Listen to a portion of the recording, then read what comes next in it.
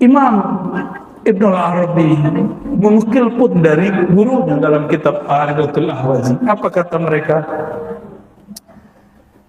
Mimpi berjumpa memandang Sayyidina Muhammad SAW itu ada yang surah, memandang rupa. Jadi jika ada di antara tuan ini memandang wajah Sayyidina Muhammad SAW dalam mimpi atau dalam zikir, rupa, pakaian mesti dikonfirmasi kepada ahli hadis. Mesti. Dan lucunya apa? Kalau ahli hadis dia mengerti hadis, belajar hadis dengan baik, ternyata Nabi pakaiannya tidak hanya hijau, tapi pakaian favorit Nabi hijau. Kata Sayyidina Jabir, ketika kami sedang di bawah rembulan 14 malam purnama, rembulan bercahaya. Kalau rembulan di atas padang pasir, Bapak Ibu, itu luar biasa indah. Pernah menikmati rembulan di atas padang pasir? Indahnya bukan main. Kata Sayyidina Jabir, lalu kami memandang kepada Sayyidina Muhammad SAW. Beliau memakai jubah hamra, warnanya merah marun. Merah apa? Merah marun, itu kesukaan Nabi Muhammad SAW. Dan kami melihat ternyata purnama yang di bumi lebih indah daripada purnama yang di langit. Sallallahu alaihi wasallam. Dari situlah muncul tola al-badru alaina, telah terbit al-badru, sang purnama di bumi yang cahayanya lebih indah dari cahaya rembulan yang di sana. Makanya Nabi bergelar al-badru tamam, badru purnama yang lebih sempurna dari purnama yang ada di. Kalau yang di langit hanya per malam 14, kalau purnama di bumi setiap saat. Sayyidina Muhammad sallallahu alaihi wasallam. Maka ada satu salawat namanya disebut salawat Badriyah. Allahumma shalli ala Sayyidina Muhammad Badrit Tamam.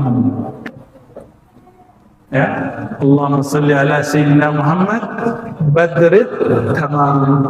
Itu nama Nabi Muhammad sallallahu alaihi wasallam.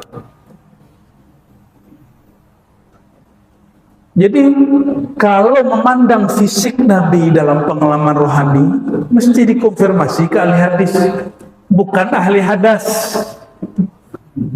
Sekarang banyak yang ngaku pakar sunnah tapi dia ahli hadas.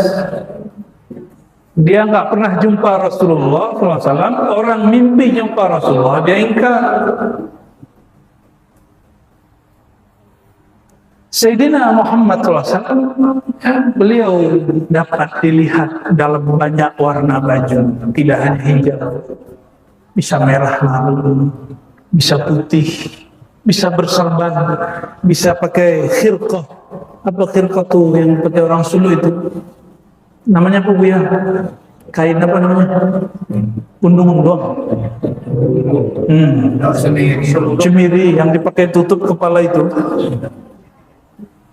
Kita sebut khirqah, kain. Ya, itu ada silsilah sanadnya itu Pak.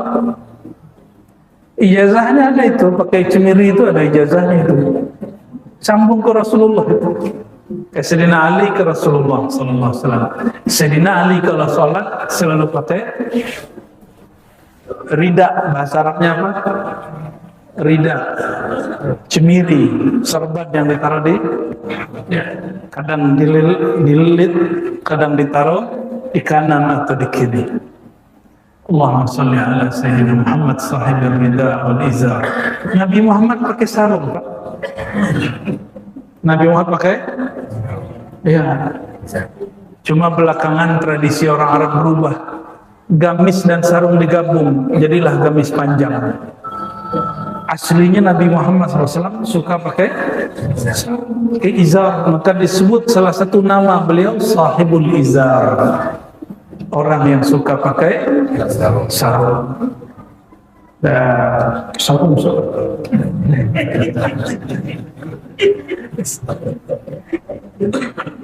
Allahumma shalli ala sayyidina.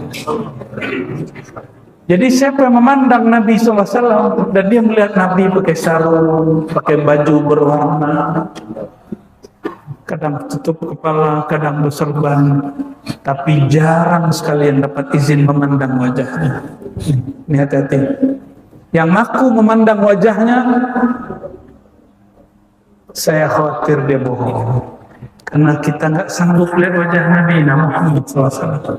Apa kata Sayyidina Abu Bakar, aqrabus sahabah ila Nabi SAW, sangat terdekat kepada Nabi Muhammad SAW. Aku tidak sanggup memandang wajah baginda Sallallahu Alaihi Wasallam.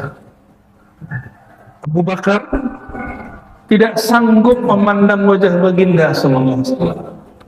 Sayyidina Umar tidak sanggup, Sayyidina Utsman tidak sanggup, Sayyidina Ali karena diberi kekuatan Allah, Allah sanggupkan beberapa saat, tapi di saat lain tidak sanggup. Tidak sanggup. Maka semua orang yang nurnya betul bukan nar, dia pasti bermimpi jumpa Rasulullah SAW dan tidak diizinkan memandang wajahnya illa Sayyiduna al-Mahdi Khalifatullah. Nanti jelas, kalau beliau jelas nanti. Jadi kalau enggak, ya mungkin yang dia lihat halu. Dia lagi berkhayal-khayal. Ya. Itu yang pertama, melihat surah. Melihat apa? Ada yang melihat, yang kedua, misal. Permisalan dari Nabi Muhammad SAW. Kata Imam Ghazali, maka Imam Ghazali berbeda dengan ahli hadis dalam bab ini. Imam Ghazali, Imam Ahli Sunnah bukan? Imam Ahli Sunnah? Ini kalau ada yang ngaku-ngaku pengawal sunnah, pengawal aswaja, tapi nggak ngerti bab ini dan menuduh orang mimpi jumpa Rasulullah kemudian halu. Mereka menuduh Abah Guru Sekumpul Banjar halu. Nah, mulai Abah Guru itu beliau punya pengalaman rohani, datang ke Madinah seakan-akan Rasulullah SAW kuburannya goyang, lalu keluar lalu mencium dengkulnya. Siapa Abah Guru Sekumpul kok dicium dengkulnya? Kata si anak muda yang sok-sok memberantas halu, khayal. Dia nggak mengerti, wali dia bantah. Kalau betul orang-orang yang hari ini ingin memperjuangkan akidah Ahlus Sunnah, tasawuf Ahlus Sunnah, bacalah Imam Ghazali. Ngaku-ngaku bermanhaj Imam Ghazali, tapi kitab Ghazali tidak dibaca. Itu akibatnya. Akhirnya ada imam, ada syekh bermimpi, berjumpa, punya pengalaman kepada Rasulullah SAW, disebut itu khayalan semata. Na'udzubillah min dzalik. Sedih Pak kita ngelihat hari ini. Makanya hati-hati kalau buka YouTube tuh ya. Bukan hanya thariqat Al-Qutubiyah itu, ada thariqat Al-Yutubiyah pada situ. Hati-hati, betul-betul hati-hati. Itu pengalaman batin. Lebih awal semasa dengan Syekh Abdul Qadir Jilani, ada namanya Sidi Ahmad Rifai. Siapa namanya? Dia ziarah ke baginda Sallallahu Alaihi Wasallam. Dalam keadaan jaga, dia merasakan Sayyidina Muhammad SAW mengulurkan tangannya. Dan dia melihat, dan orang-orang sekitarnya melihat. Berarti semua orang yang hadir saat itu terbawa ikut hanyut kembali ke alam rohani. Karena Nabi Muhammad SAW mengatakan, "Man shalla alaihi sallallahu alaihi wasallam." Bahkan disebutkan, siapa yang mengucapkan salam kepadaku, raddallahu alaihi, aku balas salamnya. Salam itu ada yang pakai lisan, ada yang pakai musafahah. Dia mengulurkan tangannya, Rasulullah membalas mengulurkan tangannya. Itu pengalaman batin Sallallahu Alaihi Wasallam. Imam Rifai akhir disebut sahibul yad asy-syarif, orang yang berjumpa dalam keadaan jaga tangan mulia Sayyidina Muhammad sallallahu alaihi wasallam. Tentu itu bukan tangan fisik, itu tangan nur. Tangan apa? Nur. Tapi dilihat dalam keadaan jaga, itu mungkin. Sayangnya kita ini lebih percaya orang dulu. Kalau orang dulu mungkin, sekarang enggak. Nah, contoh nih, kalau Syekh Abdul Qadir jumpa Allah, jumpa Rasulullah, percaya. Kalau Imam Bahauddin mengalami mimpi Rasulullah, percaya. Emang apa dalil yang mengkhususkan imam-imam itu jumpa Rasulullah SAW? Ada nggak dalilnya? Ada nggak Buya? Tuan Khalifah, ada. Jika mereka jumpa rohani Rasulullah SAW dalam zikirkah, dalam bersalawatkah, mereka bukan Nabi. Mereka umat Nabi Muhammad SAW. Mungkinkah orang di zaman ini juga diberi anugerah serupa? Mungkin enggak? Mungkin? Mungkin. Bahkan semakin dekat akhir zaman, semakin banyak pemberian, tapi juga semakin banyak cobaan. Maka semua nanti bencana-bencana, ujian-ujian kemaksiatan umat terdahulu itu dikumpulkan di masa kita. Tapi ingat, semua makrifat dari zaman Nabi Adam sampai Nabi Isa dikumpulkan di umat Sayyidina Muhammad SAW. Tenang Pak. Jadi nggak usah panik-panik kalau beragama itu. Nggak usah panik, dunia ini memang begini. Maka orang-orang yang panik, stres, kok pemimpin kita begini, kok presiden begini, terus masalahnya apa? Ya, berarti ente bukan orang tasawuf, ente nggak ngaji tarekat. Hikam itu bagian-bagian awal. Ya, apa kata Ibnu Athaillah? Jika engkau bertanya, kenapa bumi di dunia ini rusak? Apa jawab Ibnu Athaillah? Sesuatu tidaklah pantas disifati kecuali dengan hakikatnya. Karena dunia itu rusak, maka dia hanya menampilkan kerusakan. Semakin masuk dunia ke kalbu, rusak. Ambil dunia, masuk dunia, rusak. Dunianya orang Solo jadi mursyid. Mohon maaf buat mursyid, jadi mursyid itu dunia, zikirnya akhirat. Jadi khalifah itu dunia, membimbing murid itu akhirat. Membaca ayat tawajuh itu memimpinnya bagian dari dunia, tapi berzikir berjamaahnya itu bagian dari akhirat. Bisa bedakan? Makanya orang lomba-lomba ingin membaca ayat tawajuh, ingin diangkat jadi tuan khalifah, ingin diangkat jadi mursyid. Lama-lama jadi bullshit. Tuan khalifah hati pelepah. Alhamdulillah min zalim. Itu dunia Pak.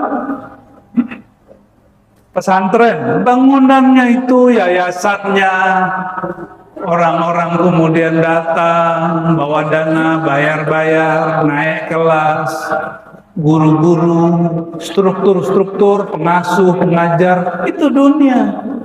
Yang akhirat itu ilmu yang diajarkan ke murid. Kadang-kadang menit bercampur-campur ini barang. Nauzubillah min. Bagaimana mau jumpa Rasulullah SAW? Jangankan Rasulullah, Nabi Khidir pun nggak mau jumpa. Karena Nabi Khidir tidak mau jumpa orang di kalbunya ada cinta dunia.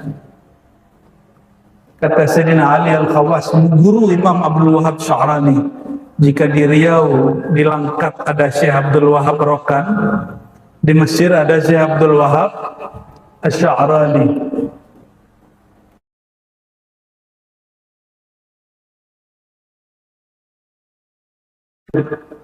Kata Sayyidina Al-Khadir alaihissalam, dia tidak mau jumpa orang yang di hatinya ada cinta dunia. Tak mau jumpa. Boleh dia kuasai dunia, boleh, tapi tidak boleh cinta. Nah, sudahlah miskin cinta dunia. Kalau kaya cinta dunia rugi sekali. Ini miskin hidup susah, cinta dunia, ya Allah. Kena 2 kali. Nauzubillah min. Bukti orang kaya cinta dunia, dia bagi-bagi hartanya nggak mikir bagi. Bukan karena ingin dipilih jadi anggota dewan, tapi karena memang dia bagi.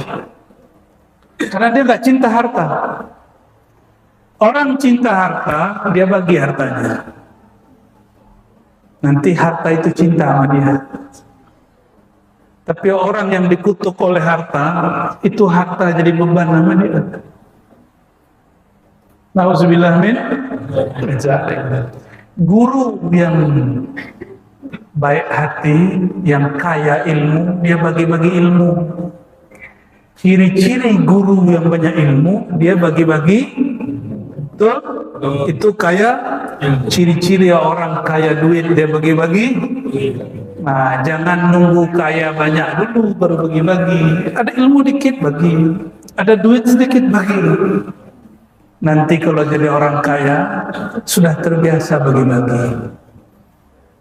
Jangan kata orang lamun pantesan dia kaya, pelit. Nah, itu beda lagi tuh Pak. Allahumma shalli ala Sayyidina Muhammad. Sayyidina Muhammad sallallahu alaihi wasallam orang yang pemurah. Maka kadang-kadang orang yang bermimpi berjumpa Rasulullah sedang bagi-bagi. Bagi-bagi. Terus, jadi tadi jumpa Rasulullah pertama surah, yang kedua misal. Kadang-kadang orang jumpa Rasulullah SAW terlihat dalam wajah apapun. Nah, ini kalamnya Imam Ghazali, perhatikan. Imam Ahlussunnah, mungkinkah dalam semalam, dalam 1 detik yang sama, orang memandang wajah Sayyidina Muhammad SAW dalam rupa yang berbeda-beda? Ya, ada yang datang dulu ke surau kita di Ribat. Apa katanya? Kalau gitu kubur Nabi kosong dong. TOLOL. Jangan dibaca Pak. Jangan dibaca Pak. BODO. Ini orang ngaku pinter baca kitab kuning, ternyata otak dia sudah kuning. Gak ngerti dia baca kitab. Kitab tipis pun Imam Ghazali nggak ngerti dia.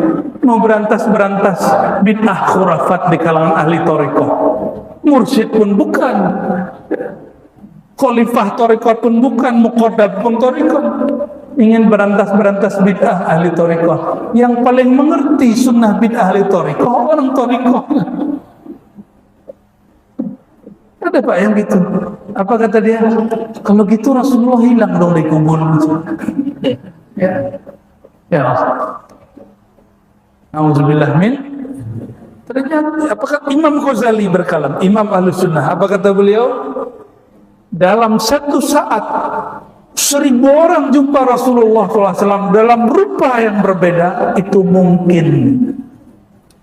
Bertanyalah anak muda cerdas, anak Al-Azhar waktu kami di Palembang. Ya, pernah kita kisahkan di tempat lain. Kan Rasulullah itu 1, orang yang salawat miliaran. Bagaimana cara Rasulullah jawab? Cerdasnya ini anak. Tapi saya suka yang begini. Mungkin dia sudah menjatuhkan banyak ustadz dan buya dengan cara pertanyaan ini, tapi dia salah alamat. Kami jawab, Ananda tahu matahari? Tahu matahari? Oh tahu. Matahari yang dilihat orang Mesir dengan yang dilihat orang Indonesia sama nggak? Sama. Hampir geleng-geleng dia. Matahari yang dilihat orang Kampar dengan orang yang di Mekah sama nggak? Tapi kekuatan cahayanya beda nggak? Di saat yang sama, detik yang sama, matahari menyemburkan cahaya dan sinar, itu miliaran orang memandang, merasakan sinar matahari. Mataharinya tetap 1, dan mataharinya nggak hilang Pak, nggak pindah ke Amerika, nggak pindah ke Kampar. Betul tak? Lebih kuat mana sinar Nabi Muhammad SAW dengan sinar matahari? Coba tanya sama matahari lah. Matahari akan jawab, wahai Tuhan, sinarku dari sinar Rasulullah Sallallahu Alaihi Wasallam, diyai min diyaihi, sinarku dari sinarnya, terangku dari terangnya baginda Nabi Muhammad Sallallahu Alaihi Wasallam. Paham? Jadi bisa jumpa Rasulullah di detik yang sama dalam rupa yang berbeda. Betul? Coba lihat, mataharinya sama. Mataharinya sama. Oke? Ada pohon berebutan. Ini yang lagi ada itu matwa. Matwa di rumah Bapak dengan matwa di rumah Ustaz itu beda. Tapi bentuknya sama. Yang itu dekat ke duren, yang ini dekat dengan nangka. Rasanya. Kok bisa padahal mataharinya sama? Tergantung tanahnya. Tergantung udaranya. Gurunya sama, tempat suluknya sama, zikirnya sama, tarekatnya sama. Kelambunya pun ukurannya sama, makom suluknya.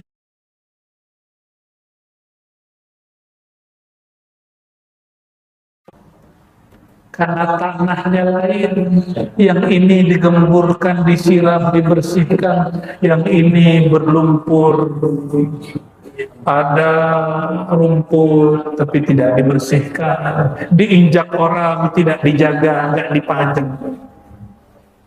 Maka berthariqah wajib belajar ilmu wara, seperti wara. Meninggalkan yang nggak penting, terjebak, khawatir terjebak kepada yang nggak penting, itu wara, wirai kata orang dulu. Zikir banyak tapi tidak wara, pulang-pulang dari suluk main judi online, berarti dia tidak wara. Zikirnya sudah bagus, suluknya tidak salah, tapi orang kampung berkalam, masa murid Buya yatim pulang-pulang suluk 20 hari, 10 hari, mabuk ma'rifat judi online. Yang karena salah siapa? Buya. Itu murid durhaka, gara-gara nyok Buya kena. Sebab si murid ini Buya yang kena kata-kata orang. Buya itu yang susah. Ya minta maaf lah ke Buya. Allahumma sholli ala sayyidina Muhammad. Mohon maaf yang sedang ikut judi online. Itu haram, bro. Ada yang link level ketiga, jumpa Rasulullah SAW.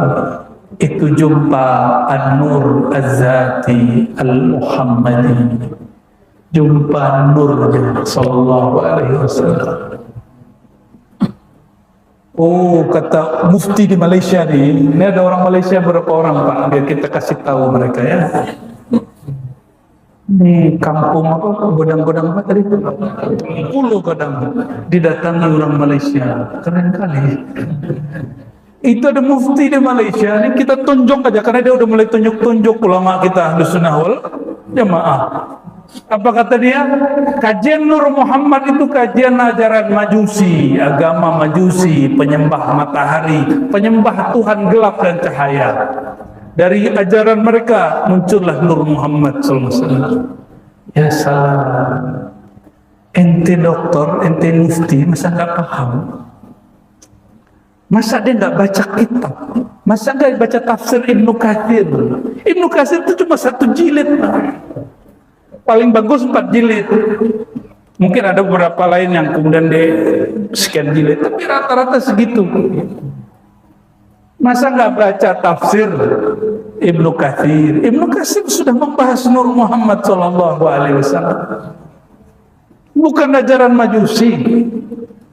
Oh, itu dari Sufi, bukan. Yang pertama kali bicara Nur Sayyidina Muhammad SAW lewat Quran dan hadisnya. Mana dalilnya? Allahu nurus samawati wal ardh. Surah apa? An-Nur ayat 35. Allah lah nur langit dan bumi. Itu nur pertama. Masalu nurihi, nur kedua. Sahabat Nabi Ibn Abbas punya murid Sa'id bin Jubair, Mujahid, dan beberapa murid-murid lain. Apa kata mereka? Nur pertama nurullah, nur kedua di ayat itu nur Muhammad sallallahu alaihi wasallam. Ditulis dalam kitab tafsir Ibnu Katsir, ditulis dalam kitab Ibnu Katsir, kalimatnya tidak selengkap yang dalam kitab Qadiyat. Tentang nur Muhammad ada. Di Ibnu Katsir lafaznya saya lupa, tapi yang kita ingat di kitab Qadiyat yang lebih tua. Yang lebih tua. Kalau di Ibnu Katsir yang paling jelas tentang ayat alastu bi rabbikum. Ibnu Katsir itu gurunya Ibnu Taimiyah yang menjadi panutan Imam Wahabi dan Salafi. Apa kata Ibnu Katsir? Ketika Allah menyatakan dirinya, aku alastu bi rabbikum, bukankah aku Tuhan kalian? Apa kata beliau? Yang pertama jawab itu nur ruh Muhammad sallallahu alaihi wasallam. Ada pada kitab. Itu tafsir yang paling bisa dibaca. Kalau tidak tahu, uskut, diam. Jangan kemudian sama-samanya lima Zoroaster, Majusi. Ini akibat suka nonton YouTube mungkin muftinya ya. Kita karena dia sudah terang-terangan menentang kajian ini, kita pun terang-terang bantah dia. Nah, kita agak sedih dengan ada ulama kok ngomong begitu. Berarti dia nggak ulama yang hakikat. Karena ulama itu takut kepada Allah dan Allah berkalam, wala taqfu ma laysa laka bihi ilm. Jangan engkau bertawakuf, berpandangan, berpendirian terhadap sesuatu yang engkau tidak faham. Tidak faham, tidak ada ilmunya, diam. Cukup jawab, saya belum pernah belajar ilmu tentang Nur Muhammad. Selesai. Ya? Malah difatwakan orang yang mengajarkan Nur Muhammad sesat. Perhatikan, ini perhatikan. Ada orang soleh, orang alim, difatwakan satu kelompok majelis, dia sesat. Apakah dia sesat menurut Allah? Apakah dia sesat di sisi Rasulullah? Belum tentu. Belum tentu. Dulu di Malaysia, Bapak Ibu, ada Darul Arqam. Difatwakan sesat di Malaysia, oleh Gus Dur dibela dengan NU-nya. Tahun 90 sekian sesat. Tahun setelahnya difatwakan tidak sesat oleh NU. Ini coba lihat, MUI fatwa salam lintas agama sesat. NU keluarkan fatwa tidak sesat. Bingung nggak? Bingung? Kayak pejabat aja bingung.